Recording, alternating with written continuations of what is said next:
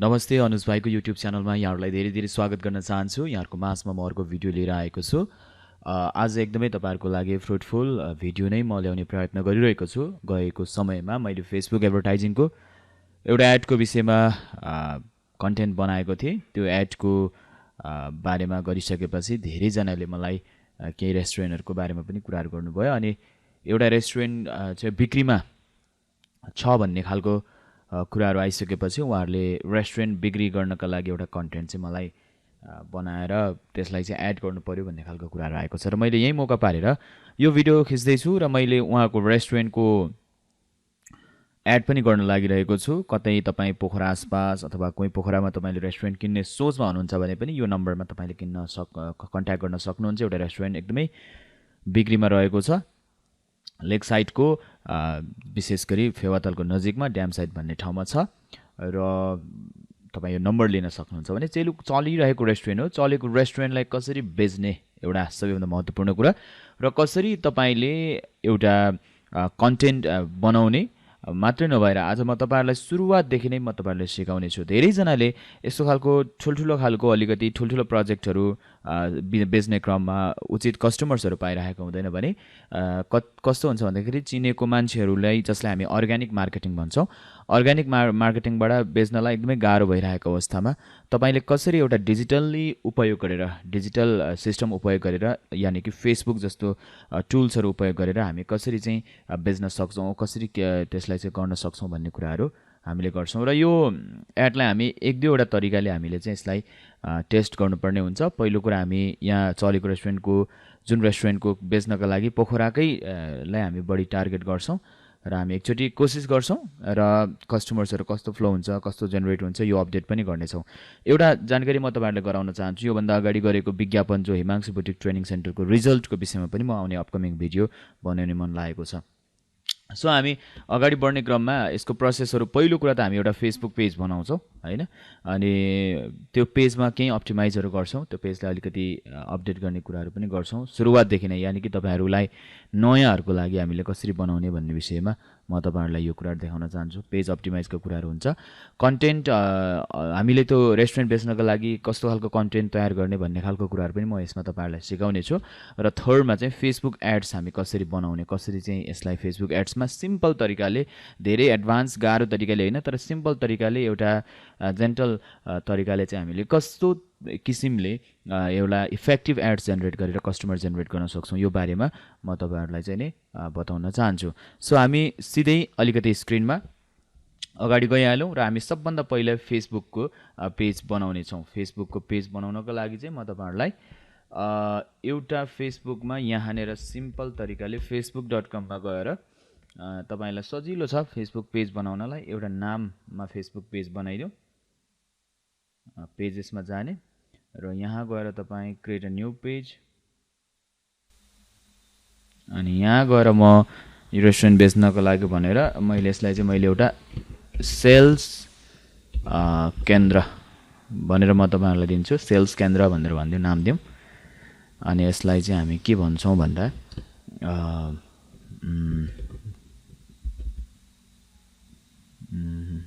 Marketing agency गरिदिउँ न, होइन, मार्केटिङ एजेन्सी। ओके सो यहाँनिर केही बायो लेखिदिउँ। यो अप्सनल चाहिँ यसलाई नलेख्दा नि हुन्छ, क्रिएट गर्दै हुन्छ। अनि क्रिएट गर्ने बित्तिकै एउटा पेज चाहिँ बन्यो र हामीलाई अब यो पेज अप्टिमाइजको कुरा पनि हामीले अघि थोरै गरेको थियौँ। पेज अप्टिमाइजमा हामीले सिम्पल एउटा कभर हाल्छौँ, एउटा लोगो हाल्छौँ र फोन नम्बर, त्यो अहिलेको फोन नम्बर पनि अपडेट गरिदिन्छौँ। सो वेबसाइटमा हाम्रो वेबसाइट चाहिँ छैन अहिले, यहाँनिर इक्जाम्पलको लागि www.anujvai.com नै गरिदिउँ। त्यसलाई यसो गरौँ, www.academy.anujvai.com। अनि यहाँनिर गएर उहाँको नम्बर राखिदिउँ। त्यहाँनिर यो 9860855871 9860855871 नम्बर।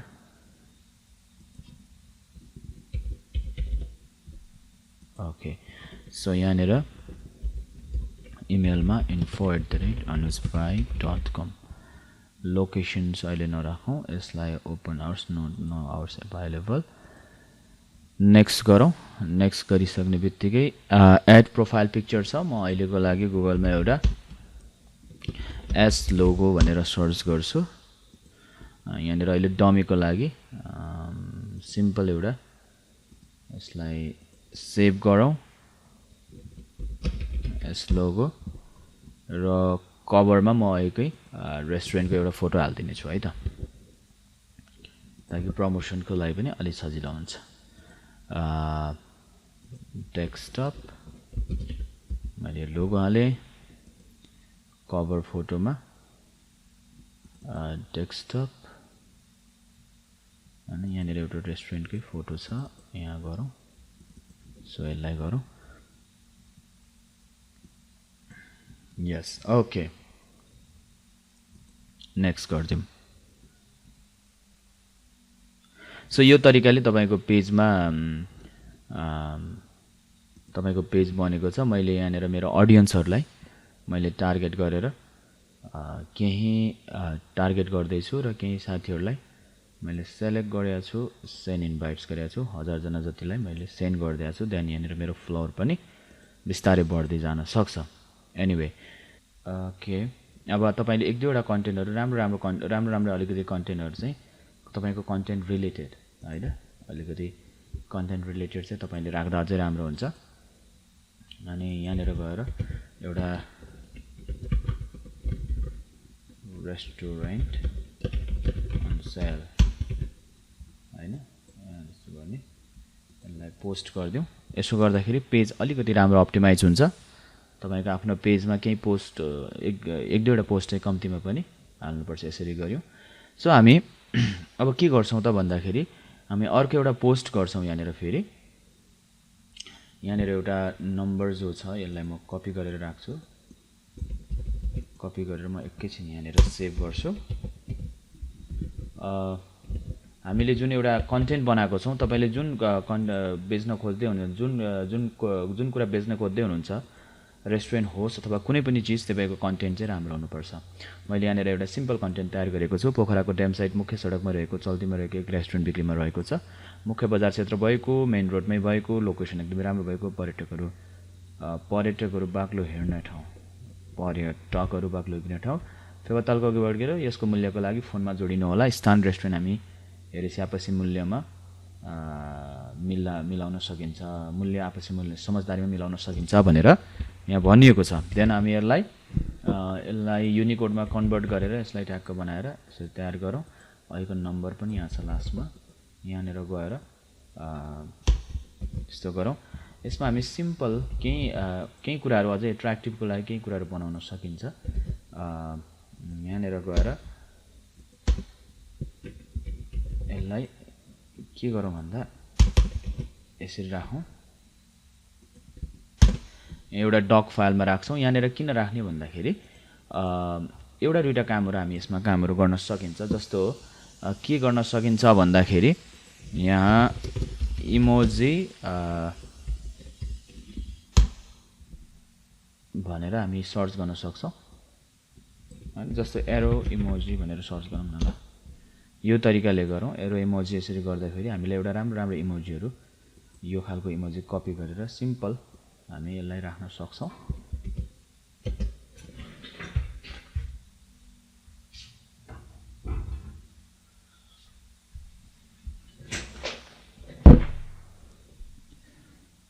तपाईहरुले यो खालको यस्तो खालको युज गर्नु भने अलिकति तपाईको चाहिँ कन्टेन्टहरु एकदमै राम्रो हुन्छ तपाईको अलि एट्र्याक्टिभ देखिन्छ कन्टेन्टहरु बेटर देखिन्छ भनौं न हैन यसलाई हामी यसरी सिम्पल यो तरिकाले मेहनत गर्नुभयो भने अझ राम्रो हुन्छ धेरै राख्नु पर्दैन धेरै राख्दा पनि त्यति राम्रो देखिन्न जस्तो अब अर्को यहाँ सेल यो अझ राम्रो गर्छ इमोजीहरु म त्यति पर्फेक्ट चाहिँ छैन यस्तोमा यो सेलमा यो खालको राख्दिन हैन यो पर्फेक्ट छैन तर जस कोशिश गर्छु जति जाने छु त्यति चाहिँ गर्नुपर्छ हैन ओके फोनमा जोडिनु होला भनेको जस्तो यहाँनिर एउटा के गर्न सकिन्छ भने फास्ट फोन इमोजी भनेर सर्च गर्दियौ के फरक पर्छ हैन जति जानिन्छ जसरी जानिन्छ योभन्दा बेटर तरिकाले पनि तपाईँले जान्नुभयो भने अझ राम्रो कपी गरिदिउँ यसलाई देन कल नाउमा पनि कल इमोजी यहीँनिर आएको छ यस्तो खालले अलिकति मेहनत गर्यो भने तपाईँको राम्रो हुनसक्छ देन हामी यति भइसकेपछि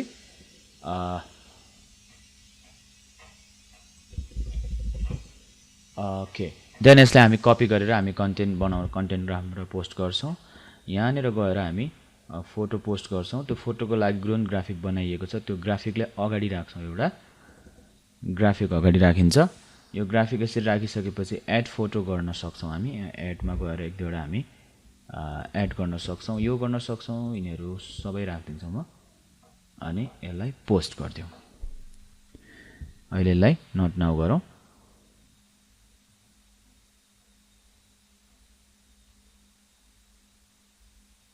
ओके सो नाउ यहाँ पोस्ट देखिएको छ हैन यहाँ पोस्टहरु देखिएको छ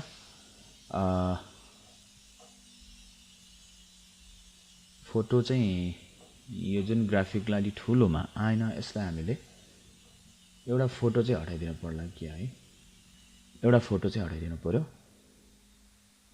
यो व्यक्ति भएको फोटो हटाउनु पर्यो यसमा राम्रो देखेन अलि ठुलो देखेन के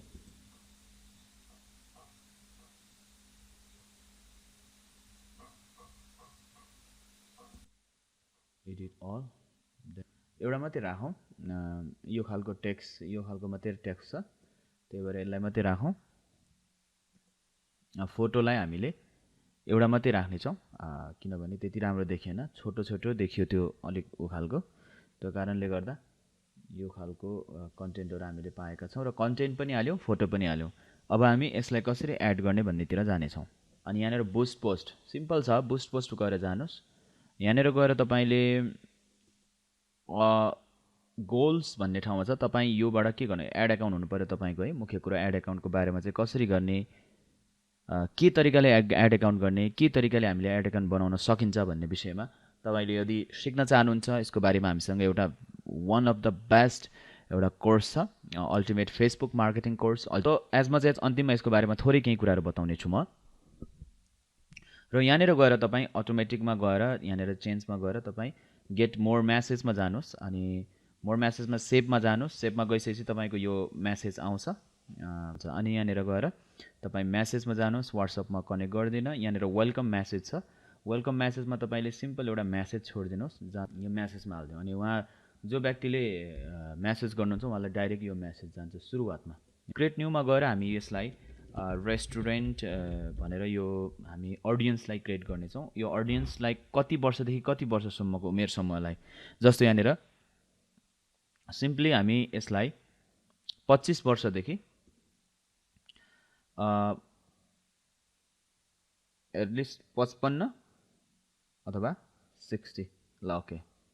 60 सम्म 55 वर्षदेखि 25 देखि 60 वर्षसम्मको उमेर समूहलाई हामी टार्गेट गर्छौँ